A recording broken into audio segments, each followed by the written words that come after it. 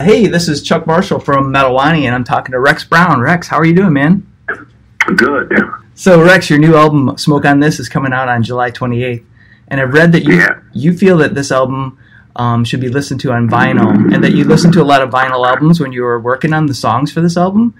Basically, yeah, it's meant to be heard on vinyl, but at the same time, it can be listened to on any format. Yeah. I've got to rent a car now, but I had a bad car wreck about 7 weeks ago, and not bad, but it just ruined my car, so I had to get a rent car, and I'm listening to the record on this really nice fucking stereo, and that sounds good on that too. Yeah. But the whole intention was on this record was to go get that feeling of true music again. Right. You know, it was not meant to be. No, I didn't start writing the songs. Oh, well, that has to be vinyl. Yeah. No, that's not what I meant. That's not what I meant at all. So a lot of things can be taken out of context. So if I said something like that, that just means that whatever. I mean, it sounds fucking killer on vinyl. So I've had a chance to listen to the new album, and it roams the roads of rock and roll, man, from like hard-hitting stuff to like even to like these really cool chilled grooves.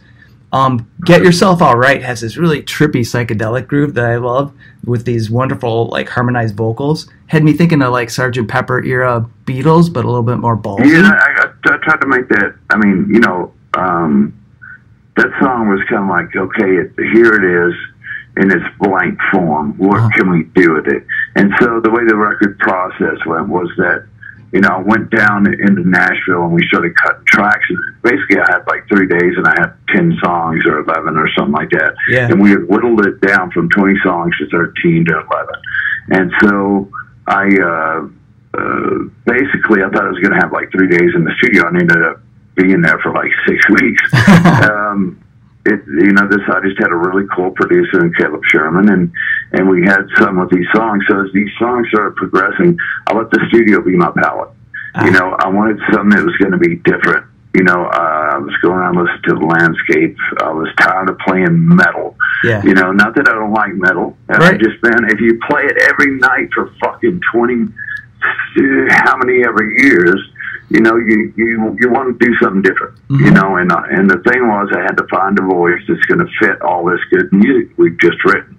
And so we used, you know, I think we used a tandoori on that, which is a extremely rare Indian kind of a drone thing. We actually just pulled it off I think we pulled it off of Google.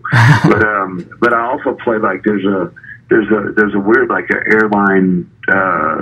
It's got like these strings on the top of it that are these. It gives it this vibration, and I put it through.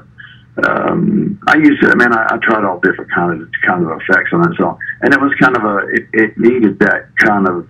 You know, I'm a big Beatles fan, so you know, I wanted to get something in there that was. That was kind of trippy, you know. That song called for it. You know, whatever the song calls for, that's what you do. Yeah. You know, and so it wasn't.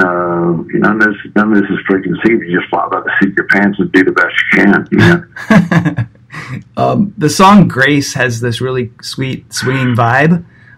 It's almost has like kind of a ska inspiration, and it really pops out on that album. We've been doing different remixes of that track, and we might put it out. I have a whole bunch of different wild, heavy stuff to fucking. It's just one of those universal songs, man, that can be done all kinds of different ways. And that was the last record, the last track that we worked. I still call them records. Yeah. That was the last track that we worked on for the the record, and. You know, I wanted to have that clean kind of. I was listening I listened to all kinds of shit. So I was listening to this one band in particular. I really liked that song, and the way it was kind of coming across, and actually just that one came really, really easy. You know. Awesome.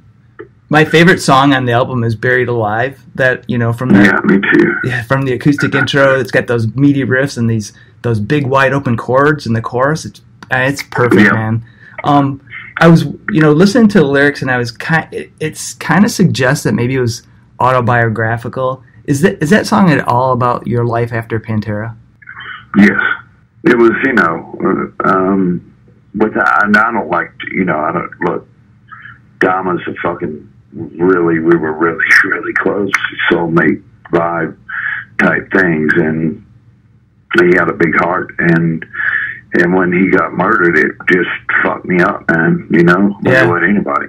Yeah. And so as I was writing the lyrics to that song, and the way that they were pertaining, it occurred to me later on that this was coming out. You know what I'm saying? It wasn't something like I'd already had it written, but I wasn't, look, these words could mean anything to anybody, but the last thing I want to do is ride on a dead man's coattails. Yeah. And so this is just for me, this is a personal, a lot of this record was pathetic, pathetic to the point of this is some of the stuff. I had a bunch of music in me that needed to come out.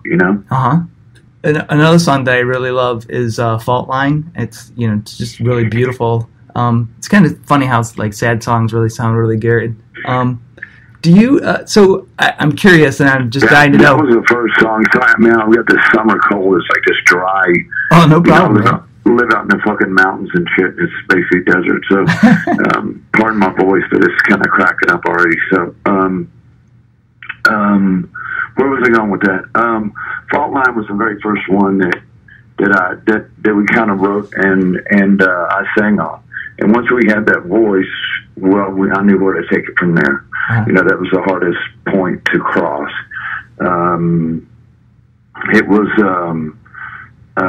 It's just one of those just great hook lines to it, and but I wanted to toughen it up a little bit, and so we did about, I don't know, I sang that probably 8 to 10 times when we were doing it just in pre-production demo form, and then when we got in the studio, just trying to nail it, Right. A lot of these things, man, I would get myself in a deep emotional state where it was real, Yeah. I wanted these songs to be as real as possible. I'm tired of fake fucking bullshit. I really am. And so, you turn the radio on and it's all this static.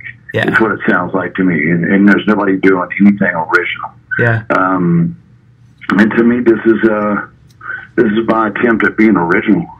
Yeah. Who's doing the backing vocals on that tune? That's Lance Harvill. He's my main, my main guy in this whole thing. Cool. So, on the cover of Smoke on This, it shows you holding a guitar. You're also doing the lead vocals. How comfortable were you in that transition, moving to guitar and then doing vocals? I've always been a guitar player, man. I'm one of the everything.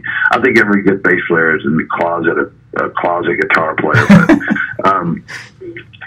I'm just known as this, this guy from Pantera. Now, look, if you took my name off that record and you didn't know who the fuck it was, and it just came on and say it was Tex and the fucking jalapenos, I just flew. It just kind of came out of my mouth. Yeah. But it was that, and you listened to it, and it didn't have any context to the bass playing or anything else. Would you still like the record? Yeah. That's what I wanted to do. Do I call this thing fucking the upside down dumb cake, or what do you call it? Right. Well, I just call it Rex Brown because that's who it is. It's me. Yeah. But if you take that moniker off of it and you listen to the song, or the songs get enough to put out, and that number one, I wanted to make this record. I had to be happy with it, and it's one of the records that, because it not only is it my first solo record, but I think I've worked harder on this record than I have on maybe any previous one, because I always had a band. Mm-hmm. With this one, it was me, and so, and that being said, I wanted to have it. I wanted to have it where maybe one song might touch somebody a little bit differently, or maybe this song might grab hold of you another way. That's what music was meant to do. Yeah. It's a universal language, not what the fuck you did before. It has nothing to do with that. Right. This is not a Pantera record. This is not a metal record. This is a Rex Brown record. And I was always the rock and roll guy of the band, and just straight and simple. Guitar playing for me is just a second. I really got, when I was taking some time, I would tell myself I was going to take like 2 years off from the road. Yeah. And when I did, I just, I wanted to watch the grass grow, Yeah. I wanted to watch my kids fucking grow a little bit. And I got about 8 good months off. And then all of a sudden, these breaks just started hitting me in the back of the head. First I got this, and then I got a new endorsement with somebody, and I was going to Germany every fucking other month. Yeah. And then I would, I had a buddy that moved down to Nashville, and he said, "Man, you need to come check out the scene. It's really cool." And that was Lance Harvill, and we started to putting these tunes together. And Lance and I had already done a record before, about 2010 or something like that. And he was singing in the band, and so anyway, we started writing these songs with the intention of maybe him singing, but once I started singing on top of this stuff, that's when it really came out. Cool. And I really dove into the fact of he did most of the main guitar work on this record. Now everything else, I'm a really, really solid rhythm guitar player. So I went back and I overdubbed. I don't know how many guitar tracks. We had 4 different mic placements on an amp. So nice. We went through like 8 different passes through the song of different amps and stuff like that with me on it. And I was just trying to get a 2 guitar sounding record out of it, and so in that period of time that I was getting to where I took off, I just took my trusty old Telly and went home to my place in Texas, and I've got an old '68. But I've got vintage instruments and shit like that. Yeah. And I plugged it just directly into this thing without a pedal or anything else to fuck.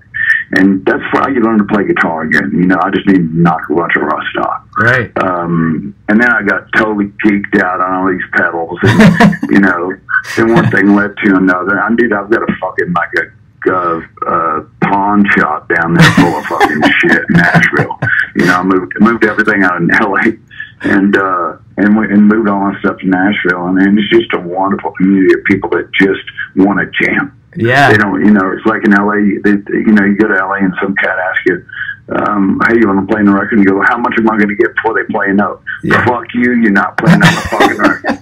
I don't care what your name is or what it's going to, So I just did it on my own, me and Lance, and I had a great drummer, Christopher Williams, and also, without Caleb Sherman, who was a transplant New Yorker down in Nashville, making, this guy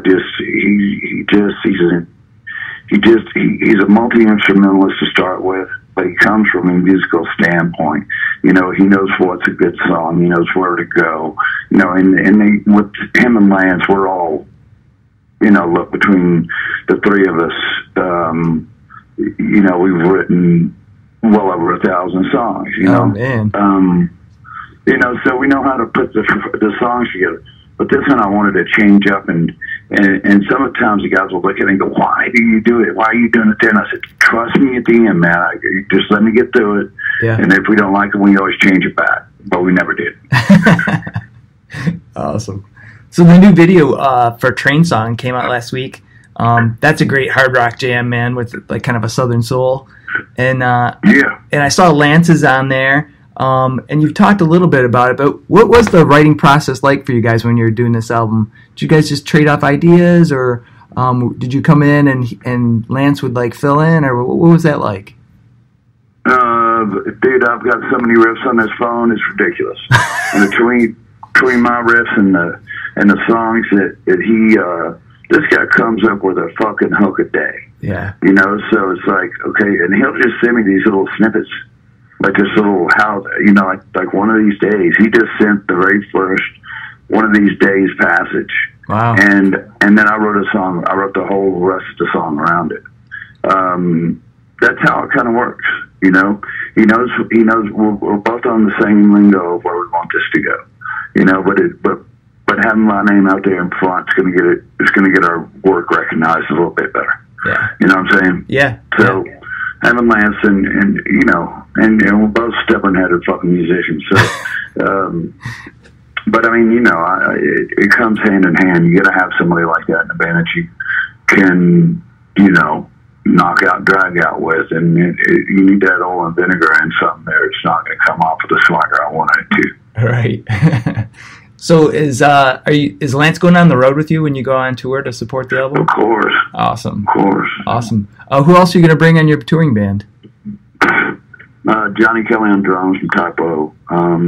I got Joe Shadid from Reverb that plays rhythm guitar and lead guitar player, and this guy's a fucking genius protege kid. You know, he's got his own TV show on Reverb. Awesome. He does all the, you know, domain reviews and the amp comparisons and does all that kind of crazy stuff. He's also a great composer. He writes, he charts music, he does stuff for film. And I met him at NAMM this year.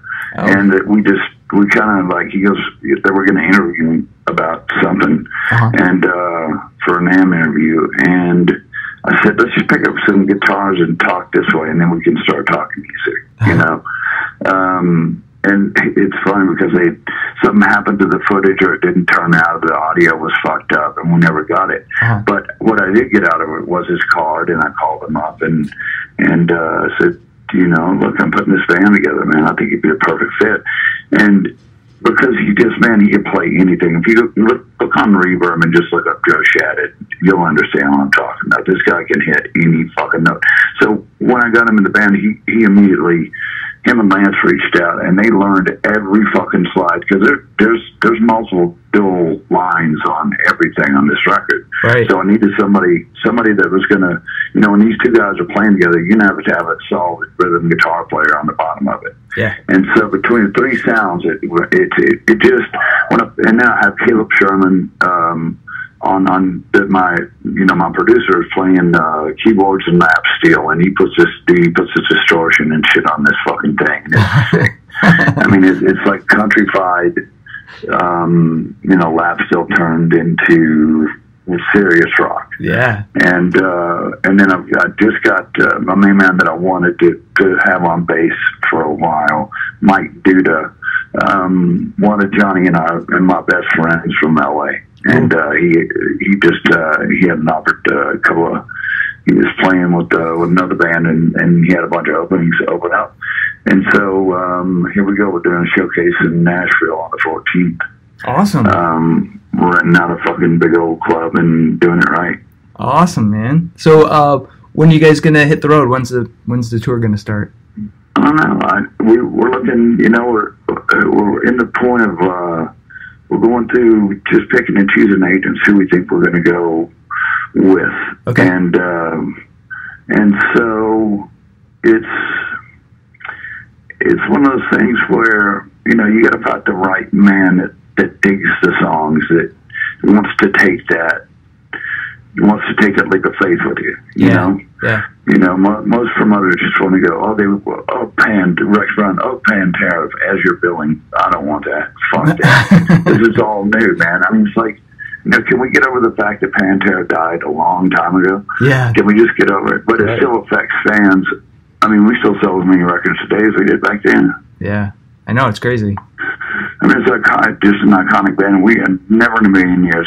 I was always about the tune, man. I was always about the song and the jam, and that's what I am on this, you know. Yeah. So when you I care less about doing all this bullshit. You know, I think it's great. I think it's great that, you know, kids can hear what I'm talking about. But I wanted to make a record that was, you know, there hadn't been a good rock and roll record out in a while. Yeah. Not that I can remember, you know. and it's about time for one. I was seeing the musical landscape go around, and I was just going, fuck that, dude. I'm doing my own record, I'm doing it my own way. Yeah. I funded the whole thing myself, you know. Then I had a bidding war going on between these labels, and now I've got one of the best, you know, best labels around. So, you know, for what I'm looking to do. Yeah, yeah. Are there any bands that you think you'd like to get, like, hook up a package deal with and tour with? Depends on who's out there, man. I mean, there's really nobody out there that does it for me anymore. Yeah. You know, look, I've been playing for a long time, brother.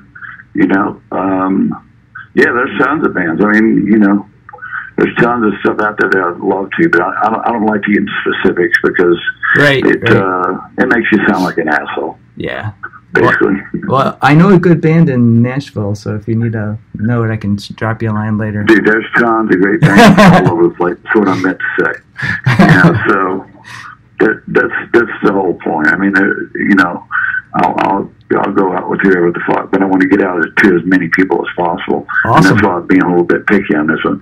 Look, I've already done, you know, I played 5,000 motherfucking shows in my life. Yeah. You know what I'm saying? Over the years? Yeah. You know, I'm not going to go out and just go do this to just go, let's get on the road and get glamorous, because it's not. Yeah, right. You know? Right. Unless the gigs are going to, you know, if I can meet a lot of people, it's not worth doing for me. Yeah.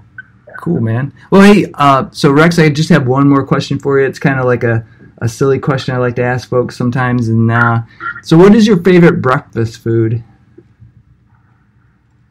Oatmeal. Oatmeal. All right. Quaker Oats. Well, it is this summer. It's mostly a winter food. No, I get this the Quaker Oats brown maple and sugar oatmeal. I eat it every morning. Awesome. It just fills your ass up. Oh, cool. Well, Rex, man, it was an honor to talk to you, man. And I dig the new album. It's great. All right, make sure that Quaker Oat makes the top headline, dude. I will, man. All right. Take it easy, man. See you. See ya.